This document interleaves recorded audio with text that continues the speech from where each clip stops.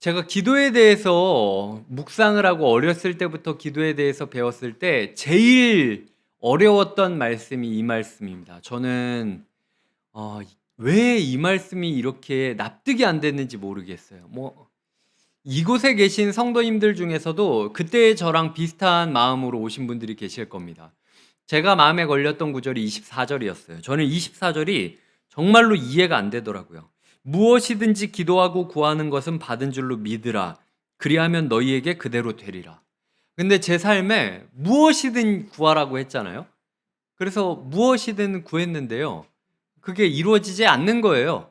응답이 되지 않는 겁니다. 그러니까 이게 성경 구절이 믿어지려면 반복적으로 이게 뭔가 들어져야 제가 믿어질 수 있는데, 아무리 기도하고 부르짖어도 제 삶에 응답됐다라는 일이 없는 거예요. 간혹 가다가 손에 꼽을 정도로 한두 개 정도. 그래서 원인이 뭘까? 내가 열정이 부족해서 그러는 걸까? 그래서 그 당시 제가 전에도 이야기 드렸지만 금식을 한 적도 꽤 많이 있었고요. 한 주 금식, 한 주 금식은 제가 살면서 거의 한 대여섯 번 넘게 했던 것 같아요. 그리고 철야 기도도 저는 중학교, 고등학교 때 교회 사택에서 살았기 때문에요. 주말만 되면은 거의 청년부실에, 이제 그 당시 중고등학생이었는데도 불구하고 청년부실에 혼자 들어가 가지고 밤새 기도하곤 했어요. 모기 향 이런 거 있잖아요. 향 같은 거 피워 놓고 밤새 기도하면서 부르짖곤 했습니다. 근데 제 마음 가운데 그렇게 인생을 살면서 기도가 응답됐다라는 느낌이 별로 안 들었어요. 그러니까 제가 이 말씀 앞에서 자꾸 무너지는 거죠. 제가 느끼기에는 아무리 기도해도 안 들어지는 것 같은 거예요. 근데 하나님께서는 오늘 무엇이든지 기도하고 구하는 것은 받은 줄로 믿어라. 그리하면 너희에게 그대로 되리라. 라고 이야기를 하는 거죠. 그러니까 제가 기도를 하면 할수록 자괴감이 드는 거예요. 나는 내가 믿지를 못하는 건가? 하나님, 그럼 제 믿음 없는 저를 용서하여 주시고 제발 저한테 믿음을 주시옵소서라고 엄청 기도를 하는데도 아니, 안 믿어지는 걸 어떡해. 그리고 내가 무엇이든지 구하는 게 이루어지는 꼴을 못 보는데 어떻게 하냐는 거예요. 그래서 한동안 제가 이 구절 때문에 마음이 되게 복잡해서 나중에는 기도를 포기하고 지낸 적도 솔직히 좀 있었어요. 근데 제가 이 구절을 읽다가 이 구절을 이 구절만으로 읽으면 안 된다라는 생각이 들었습니다. 그래서 제가 화면에 17절을 띄워드릴 테니까요. 17절을 함께 읽어주셨으면 좋겠습니다. 시작. 이에 가르쳐 이르시되 기록된 바 내 집은 만민이 기도하는 집이라 칭함을 받으리라고 하지 아니하였느냐. 너희는 강도의 소굴을 만들었도다 하시매. 이제 마가복음의 맥락에 대해서 제가 좀 설명을 드릴게요. 마가복음 11장은 예수님이 예루살렘으로 들어갑니다. 그래서 나귀를 타고 들어가는 예수님을 보면서 호산나 다윗의 자손이여 이렇게 펄럭펄럭이면서 환영하는 것으로 11장이 시작돼요. 근데 들어가자마자 예수님이 깽판을 칩니다. 성전을 뒤엎으시면서 사람들한테 분노하세요. 예수님이 사역하시면서 이렇게 폭력적인 장면을 제가 몇 번 보지 못했을 정도로 폭력적인 장면이에요. 그래서 얼마나 이게 자극적이었으면 이 사복음서 가운데 이게 굉장히 선명하게 이 사건들이 기록되고 있습니다. 그러니까 제자들이 봤을 때도 예수님이 이렇게 폭력적으로 화를 내시고 상을 엎어버리는 모습은 굉장히 낯설었던 거죠.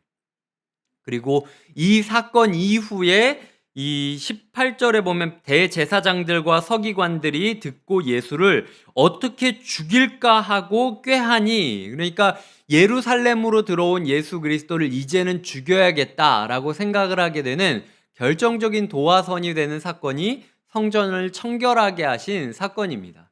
근데 그 성전을 청결하게 하신 사건 전후로 마가복음이 뭘 기록하냐면 무화과 나무에 열매가 맺히지 않고 잎만 무성해서 예수님이 갑자기 지나가다가 그 잎사귀를 무성한 무화과 나무를 보고 저주를 하거든요. 너 말라 비틀어질 것이다.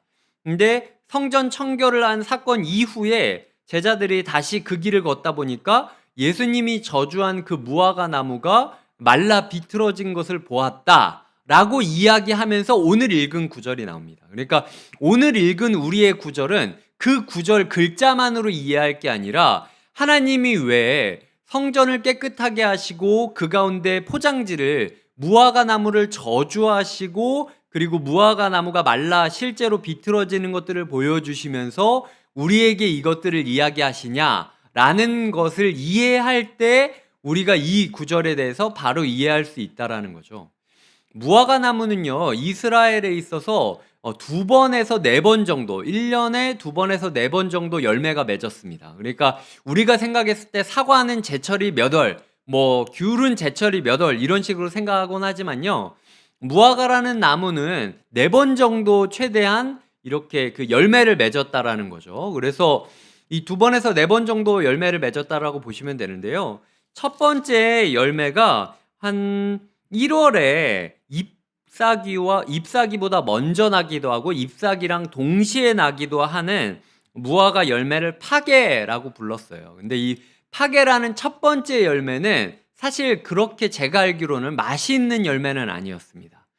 하지만 적어도 이 맛이 있지는 않고 그래도 그냥 빈약한 열매라 할지라도 어쨌든 열매가 이때 났다라는 것은 이 무화과가 결국은 열매 맺을 무화과 나무라는 사실을 증명하는 증명인 거죠. 그러니까 이 열매가 비록 완전한 열매는 아니라 할지라도 첫 번째 열매가 맺혀져 있다라는 걸 봤을 때 얘는 열매 맺을 나무구나 라는 확신을 갖게 된다는 겁니다. 근데 예수님께서 잎사귀가 무성한 나무를 찾아갔음에도 불구하고 잎사귀만 무성하고 이 파게가 열매 맺지 않았던 거예요. 그러니까 본격적으로 2번째 열매를 맺는 게 이 트아니라는 열매가 맺으면서 그때부터 이제 먹고 이렇게 우리가 생각하는 무화과가 나오기 시작했는데요. 그러니까 예수님께서 소위 우리말로 치자면 싹수가 노랗다 이렇게 이야기한 거죠. 그러니까 얘가 잎사귀는 분명히 났는데 파게가 없는 걸 보니까 얘는 나중에 계절이 돌아와도 열매 맺지 못할 게 뻔하다. 지금 네가 요 싹수가 노란데 어떻게 열매 맺을 수 있겠냐. 그러니까 내가 너를 저주하오니 너 그냥 그 나중까지 기다리지 말고 나중까지 기다려봤자 다 다른 나무 물 뺏어 먹고 다른 나무 자라는 거 방해만 하는 거니까 너는 차라리 그냥 죽는 게 낫겠다라고 예수님이 이야기하는 모습이었다라는 거죠. 그리고 그게 성전의 모습이었다라는 거예요.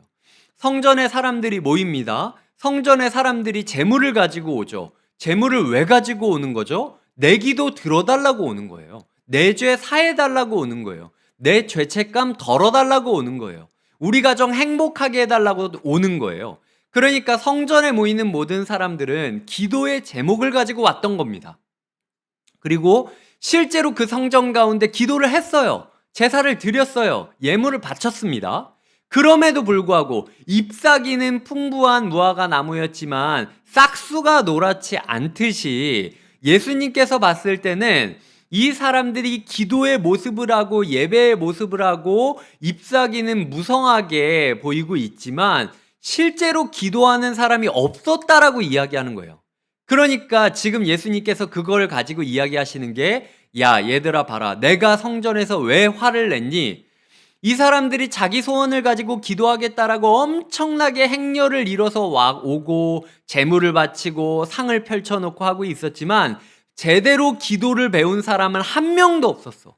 그러니까 이 사람들이 엉뚱한 것을 하면서 기도를 한다라고 이야기를 하니까 내가 화가 나서 이걸 엎어버린 거야. 그따위로 기도할 거에는 안 하는 게 오히려 하나님이 화를 덜 낼 거라고 이야기한 게 내가 성전에서 그렇게 화를 낸 거야. 그러니까 너희만큼은 기도를 제대로 배워야 된다.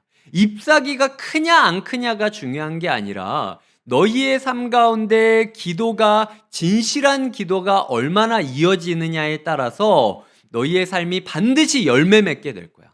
기도하게 되었을 때 내가 그 기도의 씨를 던졌을 때 그 기도가 반드시 열매 맺게 된다라는 사실을 제대로 기도하는 사람은 반드시 확신할 수밖에 없어 라고 이야기를 하고 있다라는 거죠.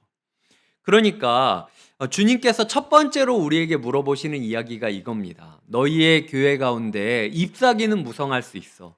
행사가 많을 수도 있고 봉사팀들은 아주 그냥 멋지게 잘 될 수도 있고 찬양도 아주 맛깔나게 되고 설교도 너희 마음 가운데 좋을지 몰라. 하지만 너희의 교회와 너희의 신앙생활 가운데 기도가 과연 얼마나 채워지고 있니? 너희가 신앙생활을 하면 할수록 내가 하나님과 바른 기도 관계를 맺고 있다라는 확신이 얼마나 커지고 있니? 오면 올수록 더 좋은 재물을 드리면 드릴수록 공허함만 남는 게 아니라 날마다 기도할수록 기도의 맛을 알고 기도의 재미를 알아서 너희의 신앙생활을 기도로 점점 채우는 모습을 보이고 있니? 이게 첫 번째 우리가 적용해야 될 적용점입니다. 그러니까 우리의 신앙생활 가운데 신앙생활을 열심히 하지만 기도가 늘지 않는 사람은 일단 뭔가 정상적이지 않다라는 거예요.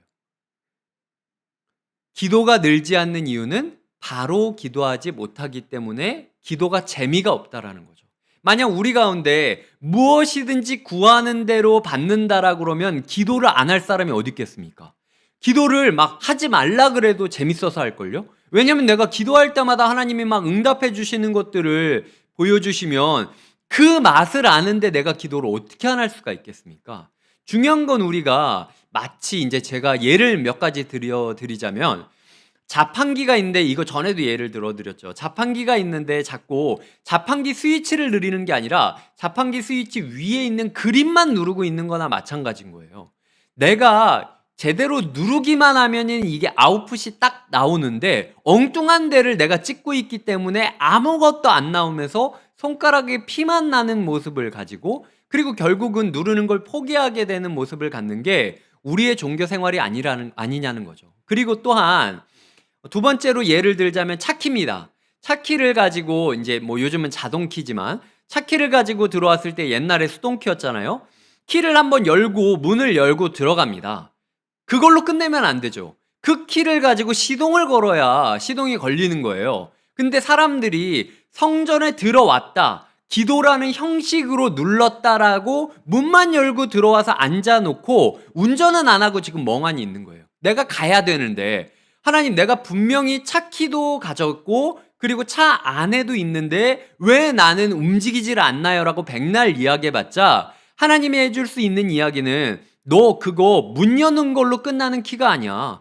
그걸로 네가 시동을 걸고 드라이브를 누르고 나가야 돼 라고 이야기하는 거죠. 우리의 신앙생활 가운데 기도를 배우고 있지만 껍데기 기도만 배워서 그저 그냥 예배 시간 때 주여라고 부르짖고 소리 적당히 크게 내면 되겠지 라고 생각을 하고 눈치만 보면서 기도하고 있다면 그거는 차키를 그냥 문만 열고 교회로 들어온 거일 뿐이라는 거예요. 실제적인 기도는 전혀 안 하고 있다는 겁니다. 애는 쓰고 있죠. 이 유대인들도 바리새인들도 열심히 기도했습니다. 열심히 기도했지만 하나님께서는 전혀 소용없었다라고 이야기하는 거죠. 세 번째 예는 전화기입니다.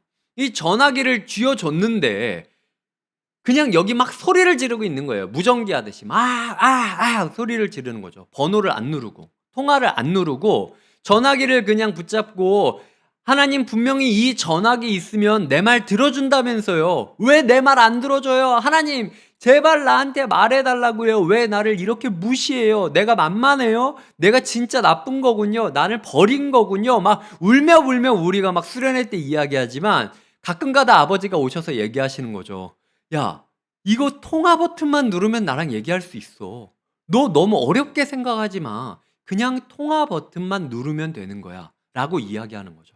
어쩌면 우리 기도에 있어서 가장 기본적이고 가장 중요한 것 하나가 빠졌기 때문에 우리가 백날 기도해도 의미를 못 찾는 거 아닐까?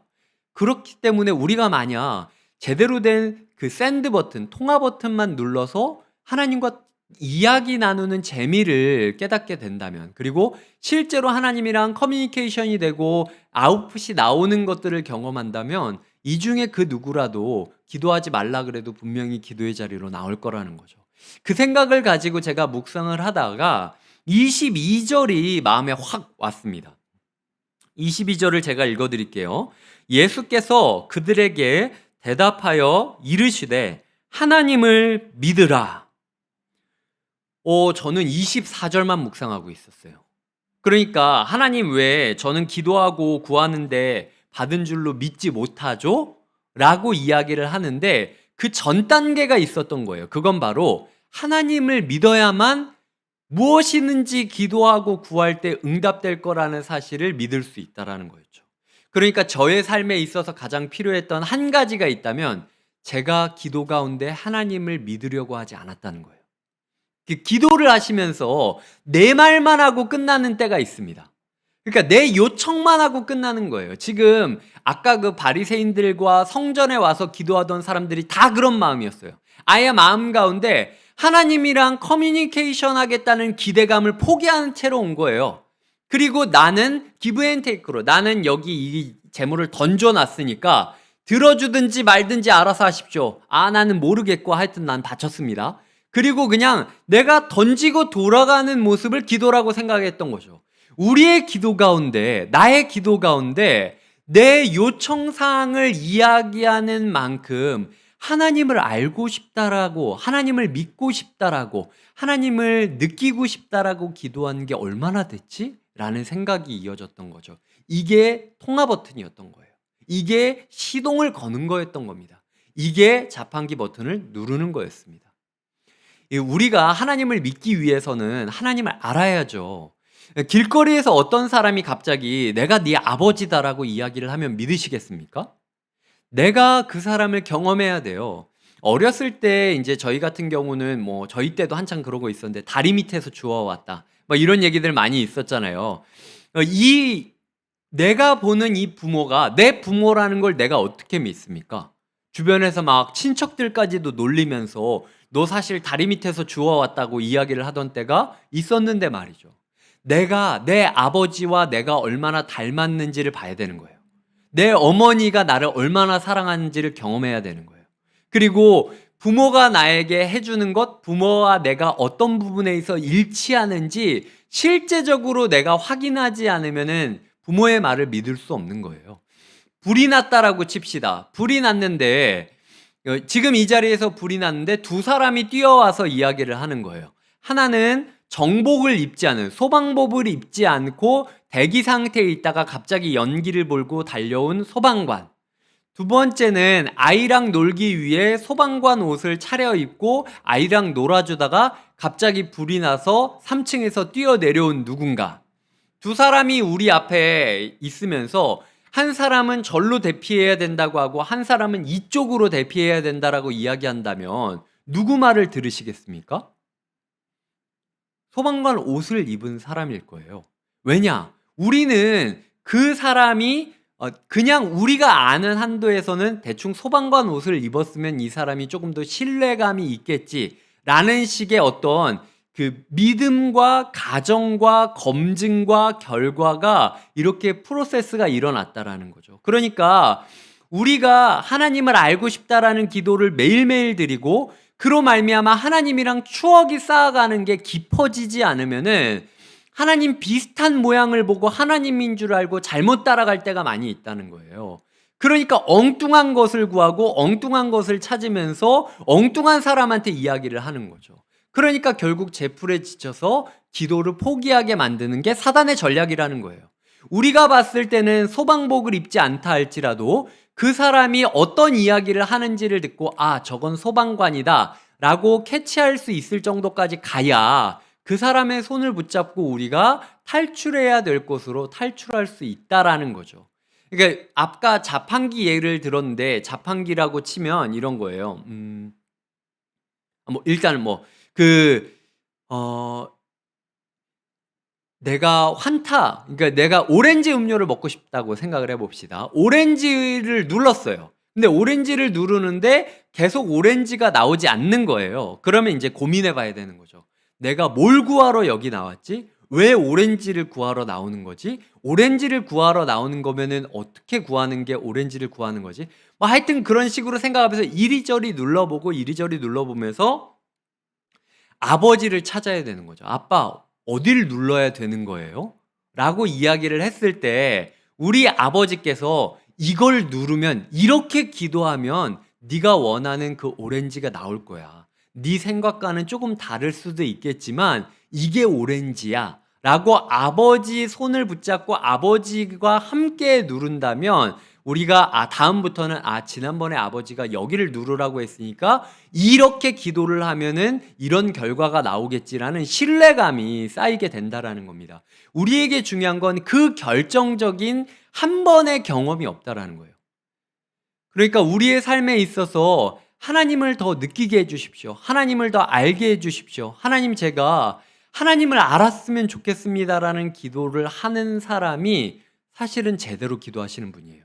내 기도 제목보다 나보다 나를 더 잘 이해하는 하나님이시니까 하나님이 내 삶을 이끌어 달라고, 나는 그냥 오늘 하나님을 더 깊이 경험하고 싶다라고 이야기를 하면서 22절에서 나온 하나님을 믿는 기도를 내가 먼저 구하는 사람에게는 하나님께서 동행해 주시면서 우리의 모든 소원을 나보다 더 잘 아는 주님께서 내가 구한 것보다 더 크신 것을 주신다라는 사실을 깨닫게 하시는 것들을 경험해 가면서 마지막에는 이렇게 얘기할 수 있다는 거죠. 내가 무엇이든 구했는데 하나님께서 가장 좋은 것으로 응답해 주셨다라고 이야기할 수 있는 기도의 맛을 배운 사람이 된다라는 겁니다. 말씀을 맺겠습니다. 이 앤드류 머레이라는 목사님이 골격이 있어야 손과 팔에 힘을 얻는다라고 이야기를 하셨어요. 그러니까 우리가 기도를 배우기 위해서는, 기도의 능력을 얻기 위해서는 기도의 뼈가 단단해져야 된다라는 거죠. 그 뼈가 바로 이 구절이라는 거예요. 하나님을 믿으라. 우리의 기도 가운데 하나님을 믿기 위한 몸부림이 날마다 견고해지고 강해질수록 우리 기도의 능력이 더해가는 것들을 경험하실 거예요. 그렇기 때문에 우리의 삶 가운데 하나님을 굳이 예배를 하는 곳을 만드시고 예배 가운데 소꿉장난하듯이 이렇게 좌정하셔서 우리가 어떤 이야기하는지 들으시는 하나님께서 지금 우리의 기도 제목을 듣고 계시다는 겁니다. 뭐라고 기도할지. 그냥 하나님이 이 자리에 앉아서 기도하고 있는데 이 양 하나 휙 던져두고 나는 할 일을 다 했으니까 내놓으십시오 라고 이야기하는 아이한테 아버지가 좋은 걸 주고 싶겠습니까? 일단 예의가 없으니까 두드려 패고 시작하는 게 아버지가 아이를 가리키는 방법일 수 있다라는 거죠. 하나님께서 우리의 기도 가운데 마치 재물을 휙 던져두듯 하나님, 내가 이만큼 기도했으니까 이거 그냥 알아서 들어주세요 라고 하는 기도 제목 별로 좋아하지 않으십니다. 하나님께서 우리 엉뚱한 데를 붙잡고 내가 이거 하고 싶고 저거 하고 싶고 막 이렇게 이야기하면서 마치 아버지 어머니를 용돈 자판기로 여기면서 달려오는 아이들처럼 있는 거 하나님 별로 좋아하지 않으십니다. 하나님께서 가장 좋아하시는 것은 나를 사랑하고 나를 이해해주고 나를 알고 싶어하는 자녀. 그 자녀와 신뢰 관계가 구축되었을 때 뱀을 줄 아버지가 어디 있겠습니까? 돌을 줄 아버지가 어디 있겠습니까? 하나님을 신뢰하고 하나님을 사랑하시는 기도를 더 드리셨으면 좋겠어요. 우리의 기도 가운데 하나님을 믿고 싶다고, 하나님을 알고 싶다고, 내 눈과 내 코와 내 귀와 내 입과 내 손과 발과 마음, 오감을 총동원해서 하나님을 경험하고 싶다라고 기도하시는 하루가 되시기를 주님의 이름으로 축복드립니다.